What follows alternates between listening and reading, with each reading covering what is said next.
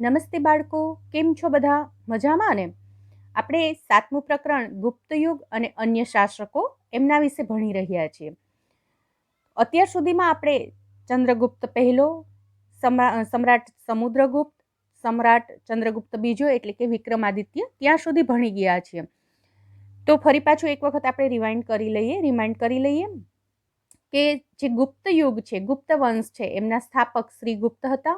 એમના પુત્રનું નામ ઘટોત્કચ અને ઘટોત્કચનો પુત્ર એટલે સમ્રાટ સમુદ્રગુપ્ત અને સમ્રાટ સમુદ્રગુપ્તનો પુત્ર સમુદ્રગુપ્ત પછી રાજગાદી પર આવે છે સમ્રાટ ચંદ્રગુપ્ત બીજો, જેમને વિક્રમાદિત્યનું બિરુદ છે પ્રાપ્ત થયું હતું. બરાબર. અને આ જે સમ્રાટ ચંદ્રગુપ્ત બીજો છે એમના રાજદરબારની અંદર નવરત્ન હતા. એ નવરત્ન ક્યાં ક્યાં હતા તો કે એમના નામ આપણને અહીં આપેલા છે અને એ નવરત્ન પાસે કંઈક ને કંઈક વિશિષ્ટ સિદ્ધિ હતી, એટલે કે કંઈક ને કંઈક વિશિષ્ટતા ધરાવનાર આ નવરત્ન હતા. બાળકો, ગયા લેક્ચરની અંદર પણ આપણે વાત કરી હતી કે ચંદ્રગુપ્ત બે એટલે કે વિક્રમાદિત્ય સિવાય પણ ભારત દેશની અંદર એક રાજા થઈ ગયો. આપણે એમ કહીશું, રાજા નહીં કહીએ કારણ કે મોગલ સલ્તનતમાં હતા એટલે શહેનશાહ કહીશું. બરાબર. તો મોગલ સલ્તનતમાં શહેનશાહ થઈ ગયા શહેનશાહ અકબર, જેમનું નામ તમે સાંભળ્યું હશે, જલાલુદ્દીન મોહમ્મદ અકબર. બરાબર. તો એમના રાજ દરબારની અંદર પણ નવરત્ન હતા. અહીંયા સમુદ્રગુપ્ત બીજો એટલે કે વિક્રમાદિત્ય એમના રાજ દરબારની અંદર પણ નવરત્ન છે. તો એ નવરત્ન ક્યાં ક્યાં છે તો કે કવિ કાલિદાસ, ધન્વંતરી, વરાહમિહિર વૈજ્ઞાનિક છે જેમનું નામ તમે સાંભળ્યું હશે, વૈતાલ ભટ્ટ, પછી અમરસિંહ. તો આવા જે ઘણા બધા છે, અહીંયા આપણે જોઈ શકીએ છીએ કે આવા નવરત્ન છે એમના રાજ દરબારમાં હતા. બરાબર. અને આ નવરત્નએ કંઈક ને કંઈક વિશિષ્ટ સિદ્ધિ છે પ્રાપ્ત કરી હતી, કંઈક ને કંઈક એમણે શોધખોળ છે કરી હતી અથવા તો કંઈક રચના કરી હતી. ત્યાર પછી આવે છે આપણે કુમારગુપ્ત પહેલો. ચંદ્રગુપ્ત બીજાનું અવસાન થાય છે એટલે કે રાજા વિક્રમાદિત્ય એમનું અવસાન થાય છે, મૃત્યુ પામે છે. ત્યાર પછી એમનો પ્રતાપી પુત્ર છે કુમારગુપ્ત પહેલો, એ રાજગાદી પર આવે છે. અને આ જે શાસનકાળ હતો એ શાંતિ અને સમૃદ્ધિનો યુગ છે ગણવામાં આવતો હતો. અને એમના પિતા તરફથી એમને વારસામાં જે વિશાળ સામ્રાજ્ય પ્રાપ્ત થયું હતું એ એમણે જાળવી રાખ્યું હતું. અને એવું પણ કહેવાય છે કે એમના સમયમાં પુષ્યમિત્ર જાતિના જે લોકો છે એમણે બળવો કર્યો હતો, એટલે કે એમના પર આક્રમણ કર્યું હતું. અને આ બળવાને કુમારગુપ્ત પહેલાનો પુત્ર સ્કંદગુપ્ત એ તરત જ સમાવી દે છે, ડામી દે છે. બરાબર. એટલે કે સ્કંદગુપ્ત છે એ પણ શક્તિશાળી રાજા હતો અને એ જ સમયમાં ઉત્તર સરહદેથી હુણ લોકો છે એ પણ હુમલો કરે છે. સ્કંદગુપ્ત એમને પણ પાછા કાઢે છે. આ કુમારગુપ્ત રાજા છે એ કાર્તિકેયનો ભક્ત હતો. કાર્તિકેય કોણ છે એ તમને ખ્યાલ જ હશે ને? શિવજીના બે પુત્ર કાર્તિકેય અને ગણેશ. જે કાર્તિકેય છે એમની ઝડપથી પ્રચલિત હતા કે પવન વેગે દોડી શકતા હતા. બરાબર. તો કાર્તિકેય શિવજીના મોટા પુત્ર છે અને કુમારગુપ્ત એમનો ભક્ત હતો. એ ધર્મ સહિષ્ણુ રાજા હતો, એટલે કે ધર્મની અંદર માનનારો રાજા હતો. એમણે એવું નહીં કે પોતે હિન્દુ ધર્મમાં માને છે તો અન્ય સંપ્રદાય છે એમની અવગણના કરવી. એમણે જૈન ધર્મ અને બૌદ્ધ ધર્મને પણ દાન દક્ષિણા આપેલા હતા. અને એ સમયમાં પ્રસિદ્ધ બૌદ્ધ વિદ્યાપીઠ છે એમની પણ સ્થાપના થઈ હતી. અને અજંતાની કેટલીક ગુફાઓ તેમના સમયમાં તૈયાર થઈ હતી. તમે જોઈ શકો છો અહીંયા નાલંદા વિદ્યાપીઠ તમને આપેલી છે ચિત્રની અંદર, અને અહીંયા અજંતાની ગુફાઓ આપેલી છે.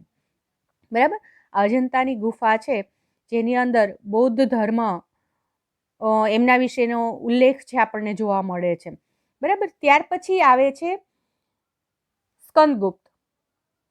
આ સ્કંદગુપ્ત છે એ કુમારગુપ્ત પહેલા પછી એનો વીર પુત્ર સ્કંદગુપ્ત, એટલે કે કુમારગુપ્ત પહેલાનો પુત્ર સ્કંદગુપ્ત છે ગાદી પર બેઠે છે, આવે છે. અને કહેવાય છે કે ગુપ્ત વંશનો છેલ્લો મહાન પરાક્રમી રાજા હતો. ત્યાર પછીથી ગુપ્ત વંશ છે એમનો નાશ થાય છે ને બીજો કોઈ જે રાજા છે એ શાસન પર આવે છે, એટલે કે એમનું શાસન તંત્ર, ગુપ્ત વંશનું શાસન તંત્ર છીન ભીન થઈ જાય છે. શરૂઆતમાં કહેવાય છે કે સ્કંદગુપ્ત છે એમણે હુણોને હરાવ્યા હતા અને હુણો સાથેની લડાઈમાં પુષ્કળ દ્રવ્ય વપરાઈ ગયું, કારણ કે હુણ છે ખૂબ શક્તિશાળી અને લડાયક પ્રજા છે, લડાયક કોમ હતી. તો એમની સાથે યુદ્ધ કરવામાં, યુદ્ધ જીતી તો જાય છે પરંતુ ઘણું બધું દ્રવ્ય એટલે કે નાણાં છે એની અંદર ખર્ચ થઈ જાય છે. પરિણામે ગુપ્તયુગની જે સમૃદ્ધિ છે અહીંયા ધીમે ધીમે ક્ષીણ થાય છે, કારણ કે વધારે પ્રમાણમાં નાણું ખર્ચાઈ ગયું. બરાબર, એટલે કે ગુપ્ત સામ્રાજ્યની આર્થિક સંપત્તિ એ ઓટમાં આવી ગઈ. ઓટમાં આવવું એટલે કે ખોટમાં આવી જાય છે.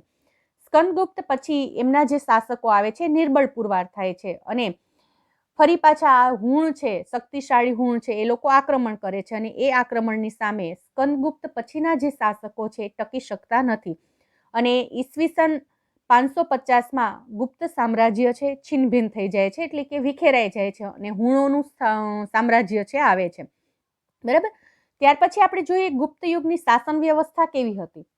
દરેક રાજાના સમયમાં અથવા તો એ પછી શહેનશાહ હોય તો એમના સમયમાં એમની શાસન વ્યવસ્થા હોય છે. શા માટે શાસન વ્યવસ્થા નક્કી કરેલી હોય છે? કારણ કે જે પ્રાંત હોય છે, પ્રદેશ હોય છે, એને વ્યવસ્થિત ચલાવવા માટે આવા માળખા તૈયાર કરવામાં આવતા હોય છે. બરાબર, હવે આપણે રાજા અકબર છે, શહેનશાહ અકબર છે, તો એમના વિશે આપણે વાત કરીએ તો એ આખા હિન્દુસ્તાનનો શહેનશાહ હતો. આખું હિન્દુસ્તાન એમના કબજામાં હતું. બરાબર, તો પોતે છે એમની રાજધાની છે આગ્રામાં રાખેલી હતી. દિલ્હી છે એની રાજધાની હતી, પણ એમનો મહેલ ને બધું આગ્રામાં હતું, આગ્રામાં રહેતા હતા. તો આગ્રામાં બેસીને આખા ભારતમાં કેવી રીતે સંચાલન કરી શકે? તો એ જે પ્રદેશો જીતે ત્યાં એક એમને રાજ્યપાલની નિમણૂક કરે. બરાબર, અથવા તો આપણે જેને રાષ્ટ્રીય કહીએ છીએ એની નિમણૂક કરે, અથવા તો સુબેદારની નિમણૂક કરે. મોગલ સામ્રાજ્ય હોય તો એ લોકો સુબેદાર કહેતા હોય તો એ સુબેદારની નિમણૂક કરે અને એ ત્યાંનો વહીવટ ચલાવે, દેખરેખ રાખે, કરવેરા ઉઘરાવીને રાજધાની સુધી પહોંચાડે. બરાબર, તો આ રીતે વહીવટી માળખું હોય છે જેથી કરીને બધી જગ્યાએ એક સરખું વહીવટી તંત્ર લાગુ પાડી શકાય અને પ્રજાને સુખ, સંતોષ અને સમૃદ્ધિ આપી શકાય. તો ગુપ્ત યુગની શાસન વ્યવસ્થા છે એના વિશેનો આપણને ઉલ્લેખ અથવા તો એના વિશેના જે માહિતી છે આપણને અભિલેખ, સ્મૃતિ અને પુરાણોમાંથી પ્રાપ્ત થાય છે. અને એમના શાસન તંત્રમાં કેન્દ્રીય, પ્રાંતીય અને સ્થાનિક એમ 3 વિભાગમાં વહેંચાયેલું હતું. જેવી રીતે અત્યારે આપણે છે ગ્રામ્ય લેવલે એટલે કે સ્થાનિક સ્વરાજ્યની સંસ્થાઓ, જેની અંદર ગ્રામ પંચાયત, તાલુકા પંચાયત અને જિલ્લા પંચાયતનો નિમણૂક સમાવેશ થાય છે. પછી જેમ અહીંયા પ્રાંતીય છે એવી રીતે આપણે રાજ્ય લેવલે આવે છે, જ્યાં રાજ્યપાલ અને મુખ્યમંત્રી હોય છે અને એમનું મંત્રીમંડળ કાર્ય કરે છે. અને કેન્દ્ર લેવલે રાષ્ટ્રપતિ, વડાપ્રધાન અને વડાપ્રધાનનું પ્રધાનમંડળ છે એ કાર્ય કરતું હોય છે. બરાબર, તો અહીંયા પણ એવી રીતે 3 વિભાગમાં વહેંચાયેલું હતું. સૌપ્રથમ જોઈએ આપણે કેન્દ્રીય વહીવટી તંત્ર. બરાબર, તો ગુપ્ત શાસન તંત્રમાં સમ્રાટ વહીવટી તંત્રમાં કેન્દ્ર સ્થાને હતા. એટલે કે કેન્દ્ર સ્થાને અહીંયા કોણ કામ કરતું? તો સમ્રાટ, જે રાજા હોય તે. તેઓ મહારાજા ધીરાજ, એમને મહારાજા ધીરાજ તરીકે પણ ઓળખવામાં આવતા. પરમ ભાગવત જેવા બિરુદ છે એમને પ્રાપ્ત થયા હતા. વહીવટી તંત્રમાં મુખ્ય સેનાપતિ, જેમને મહાબલાધિકૃત, વિદેશ મંત્રી, મહાસંધિ વિગ્રહક, મહેલો અને દ્વારોના રક્ષકોના વડા મહાપ્રતિહાર કહેવામાં આવતા. જો આ બધાને નામ આપેલા છે. આપણે જેવી રીતે મુખ્યમંત્રી ને વડાપ્રધાન ને રાજ્યપાલ ને રાષ્ટ્રપતિ હોય ને, એ રીતે જેમની પાસે જે ખાતા હતા એ પ્રમાણે એમને નામ આપેલા છે. પછી મહાઅશ્વપતિ એટલે કે ઘોડેસવાર સેનાના વડા. એ સમયમાં સૈન્ય દળમાં શું હતું? ઘોડા, હાથીઓ, પાયદળ એ બધું હતું.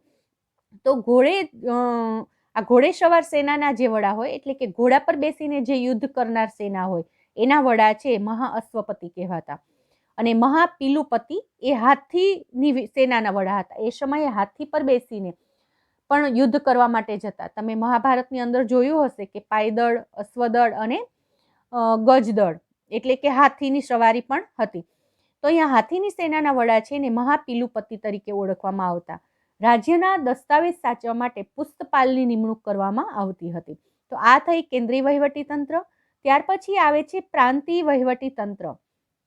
પ્રાંતના વડા તરીકે મોટા ભાગે રાજકુમારની નિમણૂક કરવામાં આવતી હતી. બરાબર,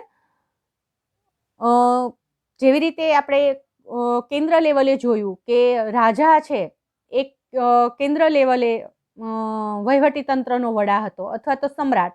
એવી રીતે અહીંયા પ્રાંતીય વહીવટી તંત્રમાં રાજકુમાર છે એમને મૂકવામાં આવતા હતા. કુમારા માત્ય અને આયુક્ત પ્રાંતમાં મુખ્ય ભૂમિકા ભજવતા અને પ્રાંતને ભુક્તિ કહેવામાં આવતું હતું. પ્રાંતને કયા નામે ઓળખાય? તો કે ભુક્તિ તરીકે ઓળખવામાં આવતું અને એમના વડા છે એ પ્રાદેશિક હતા. પ્રાંતને જિલ્લામાં વહેંચવામાં આવતું અને જિલ્લાને વિષય તરીકે ઓળખવામાં આવતું.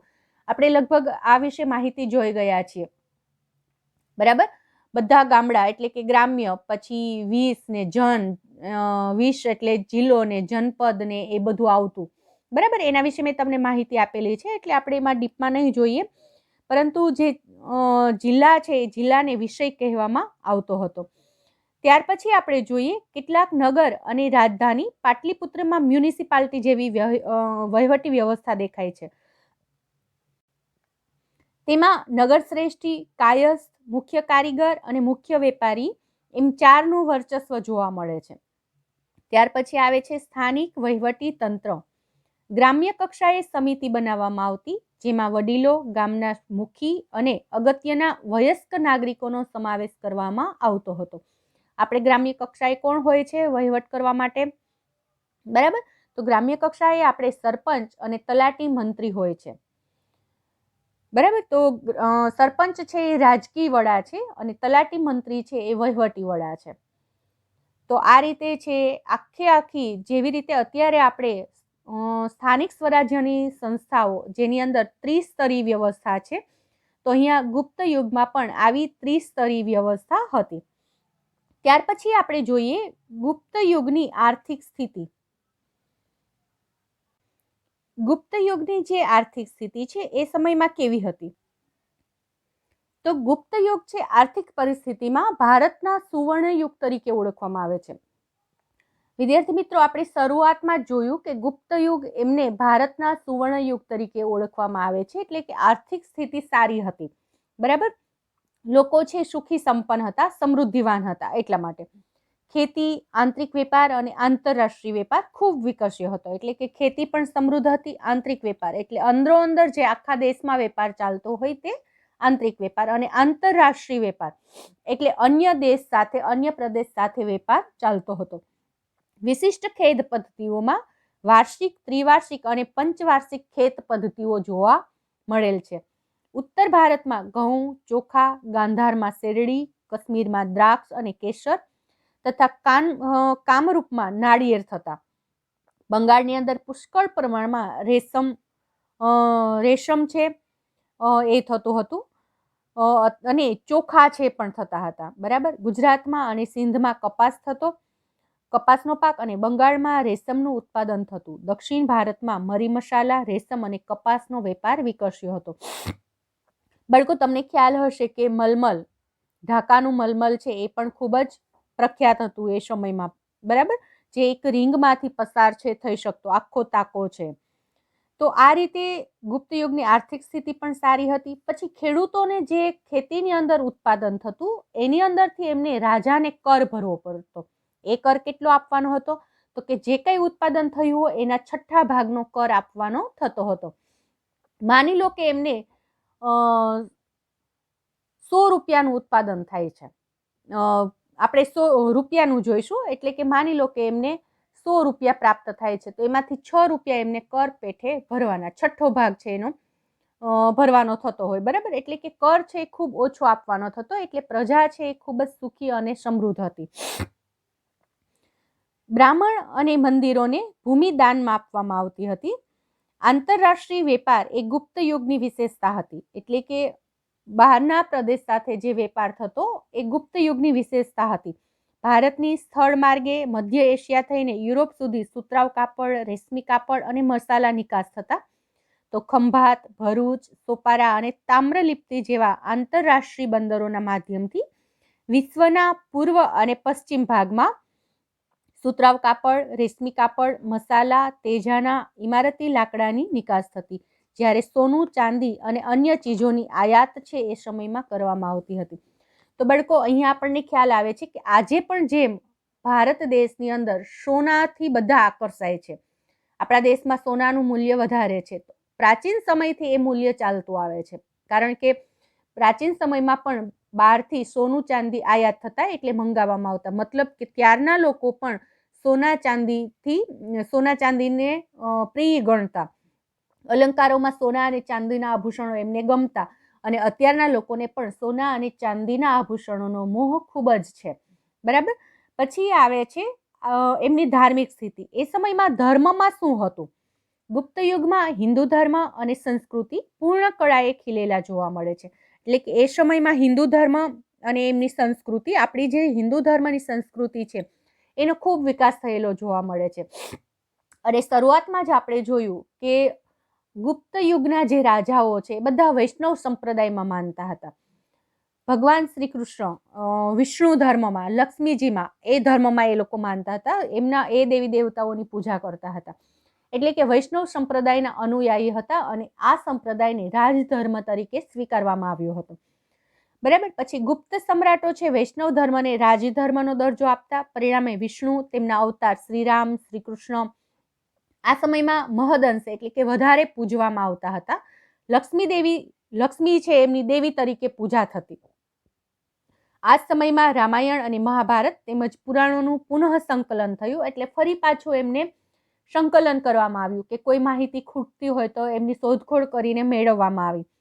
શ્રીમદ ભગવદ્ ગીતા આ સમયે ખૂબ જ મહત્વપૂર્ણ ગ્રંથ બન્યું અને આજે પણ શ્રીમદ ભગવદ્ ગીતા હિન્દુ ધર્મનો ધાર્મિક ગ્રંથ તરીકે એમને નામના છે પ્રાપ્ત થયેલી છે.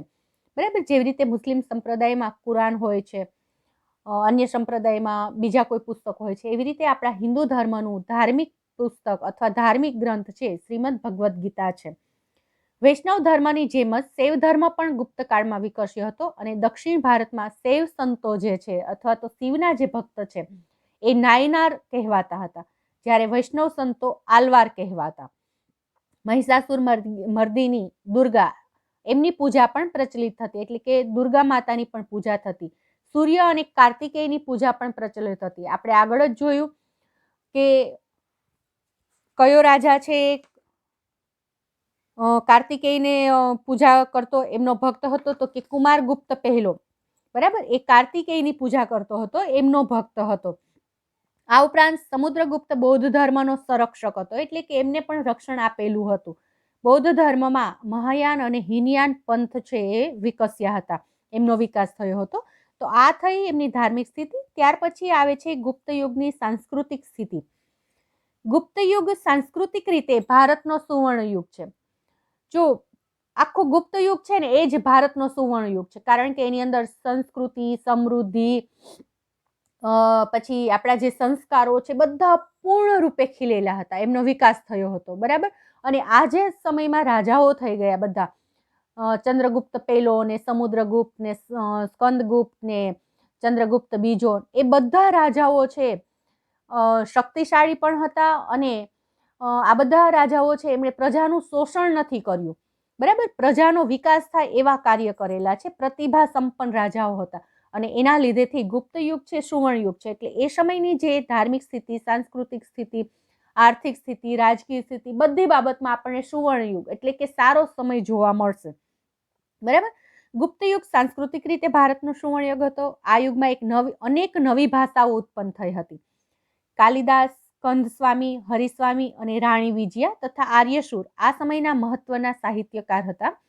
આપણે ચંદ્રગુપ્ત બે વિક્રમાદિત્યના 9 રત્ન એના દરબારમાં, એમાં કાલિદાસને પણ સ્થાન પ્રાપ્ત થયું હતું. એમણે ક્યાં નાટકો લખેલા છે, પછી કાવ્યની રચના કરી છે, એમના વિશે મેં તમને ગયા લેક્ચરમાં માહિતી આપી છે. બરાબર. આ ઉપરાંત આ બધામાં કાલિદાસ છે એ સર્વશ્રેષ્ઠ હતા. કાલિદાસને ભારતના શેક્સપિયર પણ કહેવામાં આવે છે. તેમણે ભારતીય મહાકાવ્યોની કથા વસ્તુ લઈ અભિજ્ઞાન શાકુંતલમ, રઘુવંશમ અને મેઘદૂતમ જેવા મહાકાવ્યની રચના કરી. પછી સ્વપ્ન વાસવદત્તા જેવા નાટકની પણ રચના કરી છે. ગુપ્ત યુગે મંદિર સ્થાપત્યની રચનાનો યુગ હતો કે ગુપ્ત યુગના સમયમાં જ મંદિરોનું નિર્માણ થયેલું આપણને જોવા મળે છે. ગુજરાતમાં ગોપ, નચના કોઠારનું પાર્વતી મંદિર અને ઝાંસીનું મંદિર એ ભારતના સૌપ્રથમ ઇન્ટેરી મંદિરો છે. ગુપ્ત યુગ આ દ્રષ્ટિએ મંદિર સ્થાપત્યની શરૂઆત દર્શાવે છે. દુર્ગા, બુદ્ધ, કૃષ્ણ અને શિવની મૂર્તિઓ આ કાળે મોટા પ્રમાણમાં બની હતી. બરાબર. તો અહીંયા આપણે આ જોઈ શકીએ છીએ. ત્યાર પછી આવે છે ગુપ્ત યુગમાં વિજ્ઞાનની સ્થિતિ. ગુપ્ત યુગના સમયમાં વિજ્ઞાન કેવું હતું? એક ક્ષેત્રમાં કોઈ શું પ્રગતિ થઈ હતી, શોધખોળ થઈ હતી? તો કે હા, મહાન વૈજ્ઞાનિકો એ સમયમાં હતા આર્યભટ્ટ અને વરાહમિહિર, જેમને ચંદ્રગુપ્ત બીજાના રાજ દરબારમાં નવરત્નમાં સ્થાન પ્રાપ્ત થયું હતું. આર્યભટ્ટે શૂન્ય અને દશાંશપત્તિની શોધ કરી. વરાહમિહિરે બૃહદ સંહિતા નામનો ખગોળશાસ્ત્રને લગતો મહત્વપૂર્ણ ગ્રંથ છે લખ્યો છે. વાઘભટ્ટે આયુર્વેદ ક્ષેત્રમાં અષ્ટાંગ હૃદય સંહિતા નામનો ગ્રંથ લખ્યો છે, જેની અંદર ઔષધિને લગતી બધી માહિતી છે. આ કાળે મનુષ્ય અને પ્રાણીઓ માટે વૈદક શાસ્ત્ર વિકસ્યું હતું. હાથી ઘોડાની દવાઓ પણ શોધાઈ હતી. રસાયણ શાસ્ત્રનો પણ ખાસો વિકાસ થયો હતો. અને એનું સૌથી શ્રેષ્ઠ ઉદાહરણ છે દિલ્હી પાસે આવેલો મેહરોલીનો લોહ સ્તંભ છે, જે વર્ષોથી ટાઢ તાપ ને તડકાની અંદર ઊભો છે અને વરસાદ ટાઢ ને તાપમાં ઊભો છે, એમ છે અડીખમ, છતાં પણ એની અંદર આ લોહ સ્તંભને કાટ લાગ્યો નથી. બરાબર. તો આ રીતે એ સમયમાં વિજ્ઞાન પણ ખૂબ જ સારું હતું, એટલે કે વિજ્ઞાનની દ્રષ્ટિએ પણ સિદ્ધિ છે ખૂબ જ સારી હતી. હવે ત્યાર પછી આવે છે સમ્રાટ હર્ષવર્ધન. બરાબર. તો સમ્રાટ હર્ષવર્ધન વિશે આપણે નેક્સ્ટ લેક્ચરની અંદર માહિતી પ્રાપ્ત કરીશું. એટલે કે ગુપ્ત યુગ પછી પ્રાચીન ભારતના જે મહત્વપૂર્ણ રાજ્ય છે એની અંદર હર્ષવર્ધનનું રાજ્ય ગણાય છે. કારણ કે ગુપ્ત યુગમાં તો છેલ્લે હુણ લોકો છે આક્રમણ કરે છે અને એના આક્રમણની સામે સ્કંદગુપ્ત પછીના જે શાસકો છે નિર્બળ છે, પુરવાર થાય છે અને એમની સામે યુદ્ધમાં ટકી શકતા નથી અને ત્યારથી ગુપ્ત યુગનો, ગુપ્ત વંશનો નાશ થાય છે, એટલે કે છીનભેન થઈ જાય છે. બરાબર. પદ પરથી હટી જાય છે.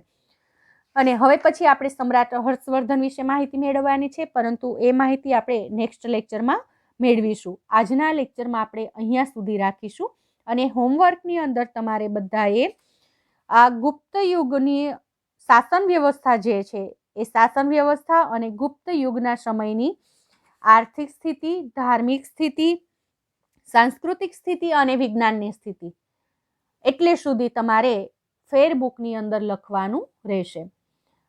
Thank you.